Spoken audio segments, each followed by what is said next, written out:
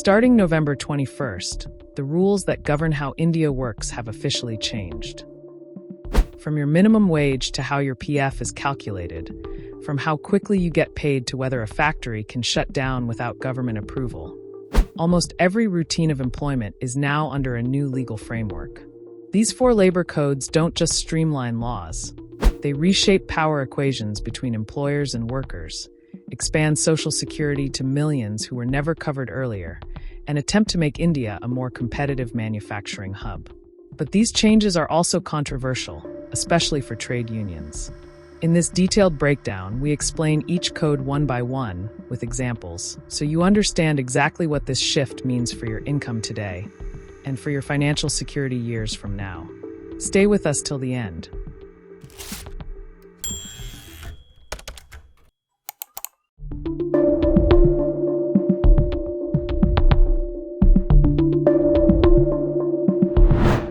The government has replaced 29 separate central labor laws, many written decades ago for older industrial structures, with 4 consolidated labor codes. Code on Wages, Code on Social Security, Industrial Relations Code, Occupational Safety, Health and Working Conditions Code.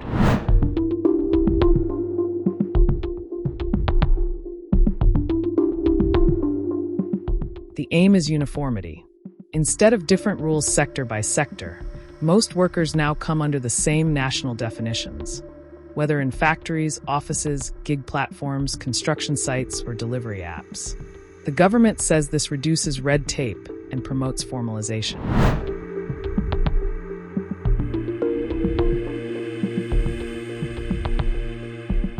The code gives a uniform definition of wages. Basic salary must be at least 50% of the total package.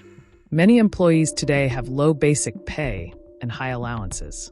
That will change. Yes, your take-home salary may reduce slightly due to higher PF and gratuity deductions. But your long-term savings, insurance benefits, and retirement corpus will grow significantly. For overtime, the rule is simple. Work beyond the daily or weekly limit must be paid at twice the normal wage. Weekly work hours stay capped at 48. Companies may offer longer days, up to 12 hours, but only if total weekly hours do not exceed the limit and required rest periods are provided. Under the Code on Wages, every worker, no matter their industry, city, gender, or salary level, has a guaranteed minimum wage. States can set wages higher, but not lower, than a central national floor wage. This is especially critical for informal and rural workers who previously slipped through gaps in law. Your salary must now be paid on time, with specific legal deadlines. Monthly wages must be credited within 7 days of the next month. If you quit or are terminated, dues must be settled within just 2 working days. Wage slips, physical or digital, are mandatory for transparency.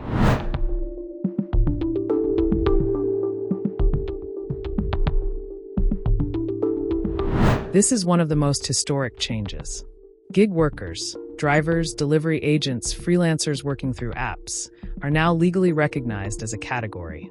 Platforms like Zomato, Uber, and Ola must contribute 1 to 2% of their turnover to a fund for their health, life, and disability benefits. Until now, crores of such workers had no safety net. Provident Fund rules now apply to every company with 20 or more employees, regardless of sector. ESIC, which offers healthcare coverage, is no longer limited to notified zones. If even one worker is in a hazardous occupation, ESIC is mandatory. Short-term contractual workers, earlier denied many benefits, now earn gratuity after just 1 year, a big win for those in seasonal industries.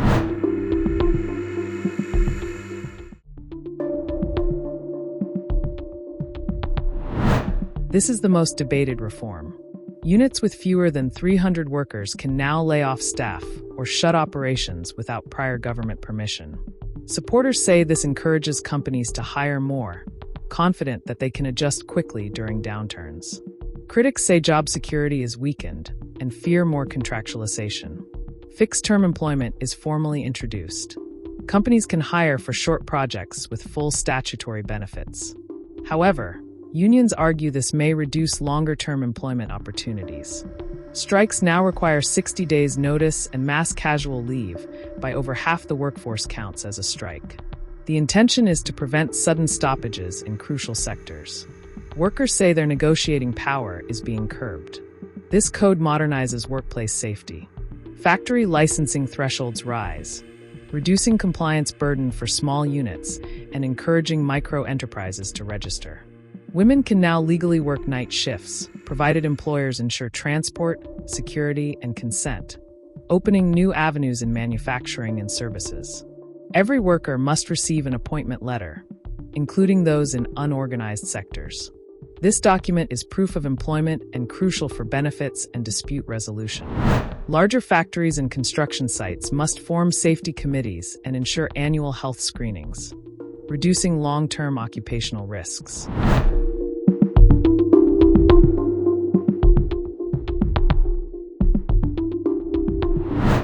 Trade unions warn that retrenchment rules now favor industry more. Strikes are harder to organize. Contract labor can be used in core operations. Fixed-term roles may keep churn high. Their key concern remains growth without security.